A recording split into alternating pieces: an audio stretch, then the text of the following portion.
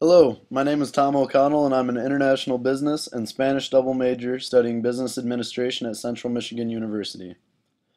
I've spent an extensive amount of time over my college career and this current semester studying the cultural dimensions of Spanish culture and have tailored this presentation to create a solid framework from which one can adapt from Western culture to Spanish culture, especially in context to the Spanish workplace and Spanish job interview process. With that being said, welcome to my tutorial. Cultural dimensions of Spain and their application in the Spanish job market. I compiled this information to better my own personal ability to interview for jobs in Spain, so I constructed this presentation in a way I felt is best suited to explain these cultural dimensions, which is to apply them in context to a mock interview in Spain, so that you too will leave with the transferable skills and understanding needed to successfully interview for jobs and conduct business in Spain.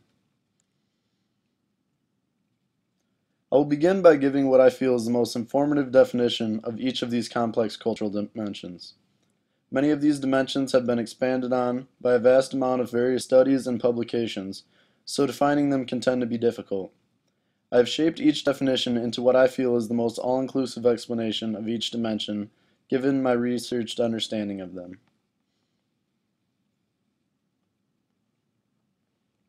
I will then illustrate the differences in cultural tendencies by comparing Western culture and Spanish culture with graphs and explanations of exactly where each culture falls on the index of each cultural dimension. To provide an example of how and where these cultural dimensions can be applied, I will ask an example interview question as though I am a Spanish interviewer asking you, for the sake of this presentation, an American business person, questions in a professional job interview setting. These example interview questions will seek an answer that best bridges the gap between Spanish culture and expectations and the tendencies of a Western American. This exercise will hopefully grant an opportunity to adapt to Spanish culture in context to the earlier mentioned definitions and indexes, as well as apply them so that they may be better understood.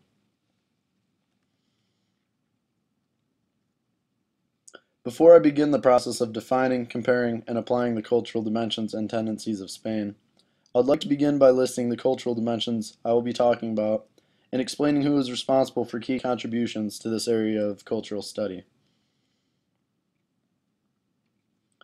Edward T. Hall is a very large contributor to the realm of culture studies. He is a very well known and highly respected anthropologist who is most noted for his publication Beyond Culture, in which he developed and coined the terms high and low context communication, as well as monochronic and polychronic time. Another important contributor and anthropologist is Geert Hofstede. He authored the well-known intercultural studies book, Software of the Mind, where he discusses the fact that culture is more or less the software programmed into one's mind that affects their every thought, decision, and value system on a subconscious level. He is most noted for his extensive research of intercultural business and creating an index of cultural dimensions, these dimensions being power distance, individualism versus collectivism, assertiveness versus modesty, masculinity versus femininity, which is also known as assertiveness versus modesty, and avoidance of uncertainty. By creating an index of how closely each culture tends toward these cultural values, he created a way of comparing and contrasting one culture to another. How he did this is through in-depth research of the employees of the very international company IBM. Also, it goes without saying that nonverbal communication is a tremendously important part of any culture, so I'll be expanding on a few places where nonverbal communication varies between Spanish and Western culture. So getting started with our first cultural dimension, the perception of time. Edward T. Hall explains that there are two perceptions of time that a culture can tend toward. The first perception of time is monochronic time. This perception of time emphasizes schedules, segmentation, and promptness. It is a very linear way of perceiving time. For you Western Americans, I'm sure you can relate to creating a list of tasks to be completed and arranging it with your most important tasks at the top and least important tasks at the bottom, maybe removing a few unimportant tasks from the bottom of the list. This behavior is very characteristic of Western American time perception and is a perfect example of how this perception affects behavior. The contrasting way of perceiving time is polychronic time, which is characteristic of Latin American and Spanish cultures. Polychronic thinkers handle many tasks at once in no specific order. Polychronic thinkers don't think of time as a straight line where one event begins and ends and then another begins and ends following it.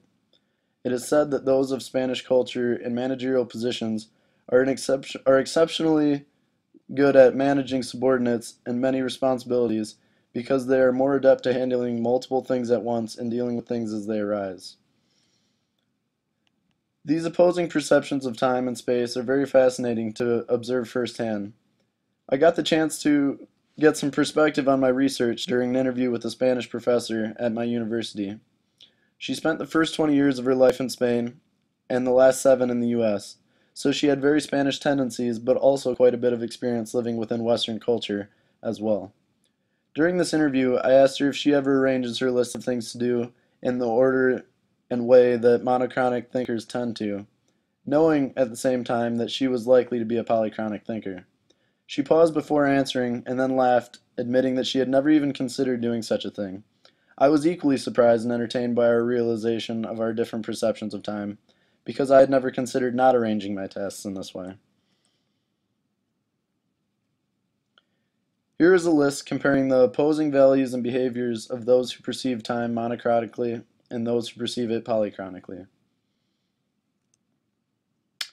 Monochronic thinkers, or Western Americans, tend to do one thing at a time and segment their time, are not easily distracted so they can maintain their order and schedule, commit to work, stick to their plans, value and respect others' needs to maintain their order and structure, tend to maintain punctuality so as to respect others' time and stay on schedule, and tend to maintain short-term relationships. Polychronic thinkers, in this case those of Spain, tend to do several things at once and have a scattered structure in their dealings with tasks.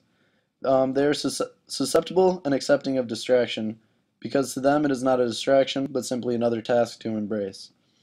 They commit to relationships because they think of tasks more as a collaborative effort than an individual effort. They place less importance on deadlines because a change in plans is a regular occurrence when bouncing from task to task, as they tend to do.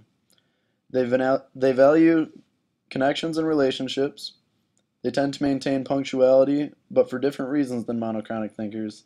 They maintain punctuality more out of respect of relationships than of respect for the schedules of those relationships. And they also tend to maintain long-term relationships. To apply the concept of monochronic time versus polychronic time, I want for you to respond to this interview question from your Spanish interviewer, making sure to account for the fact that Spain tends to be polychronic and the US tends to be monochronic. Okay, assume that you are working within our Spanish company and have an important question for your superior concerning the company. You can see that they are working at their desk with the door slightly open. Do you A. Assume that the interruptions frustrate them and wait until they are done working to approach them? B. Approach your boss courteously and ask your question? C. Make your decision on your own and move on? Or D. Ask a coworker for their opinion and act on it? The correct response would be B, because polychronic thinkers are accepting of distractions and would embrace your query openly.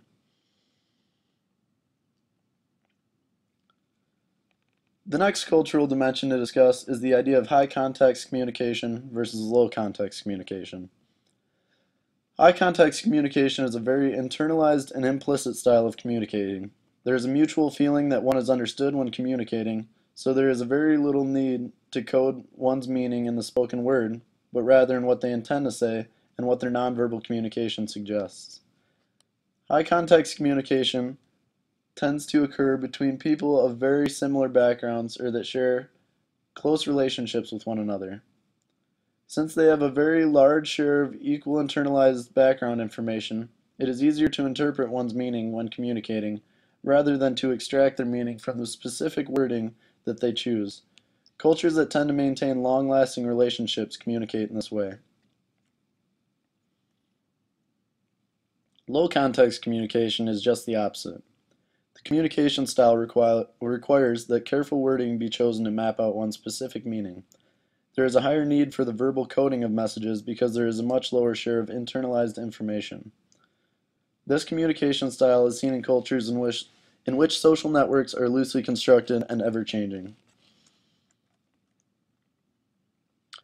There are two interesting correlations that can be observed concerning high and low context communication tendencies. The first is the correlation between a culture's language history and what communication style they tend towards. Cultures like China, for example, where the language and vocabulary has remained constant with the same words maintaining the same meaning over history, tend to be high context. This is because words have specific, unchanging connotations, so one does not need to stress the importance of their word choice because the internalized meaning is shared between the two communicators. Cultures that speak English, on the other hand, tend to be much more low context. This is because there is a constant shift in the connotation and meaning of words, as well as constantly evolving slang terms. For this reason, one has to be much more careful and specific with their word choices as to have their intended point thoroughly understood. Here's the breakdown of where Spain and US fall according to their communicatory tendencies. The overall average of the US is that roughly half of communication is low context and the other high context. Spain's communicatory average is that roughly 75% of their communication tends to be high context and 25% is low context. Here is your interview question applying the fact that Spain is primarily high context and the US is not. You are working within our Spanish company and you are faced with a decision concerning who to outsource labor to. You have a strong background and history with the first company, but in this instance, they are more expensive. The other company is foreign to us, but will be a more profitable choice for the company in the here and now. Which company do you choose? Why?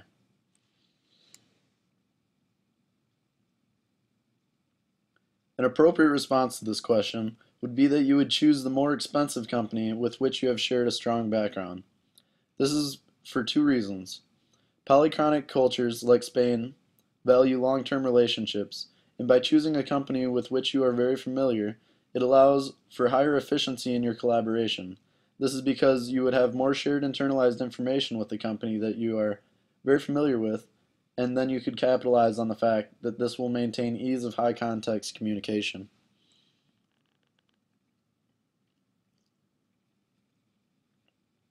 The first of the cultural dimensions, as defined by Geert Hofstede, that we will discuss is power distance. Power distance can be defined by the extent to which the less powerful members of an organization and institution accept and expect that power is distributed unequally. If a culture's power distance index is high, the culture strives to maintain and recognize a distinct hierarchy. If a culture's power distance index is low, the culture is more uncomfortable with differences in status and strives to promote equality regardless of rank. Spain's power distance index falls at 61%, and the US's power index falls at 48%. This means that Spain tends to maintain stricter lines and distinctions between those with more power or rank and those with less power or rank in a hierarchy. So given that Spain has a higher PDI than the US, how would you expect Spanish job interviewers to communicate in context to this specific cultural dimension? A. Interviewer referring to you by your first name. B. Interviewer attempting to befriend you throughout your interview. C. Interviewer maintaining a formal relationship with you throughout your interview. Or D. Interviewer frequently asking you questions about your personal life. The correct response is C, because Spain adheres more strictly to hierarchy and formality than the US, and would maintain the air of professionalism in respect to the concept that they are the superior in this situation and you are the subordinate.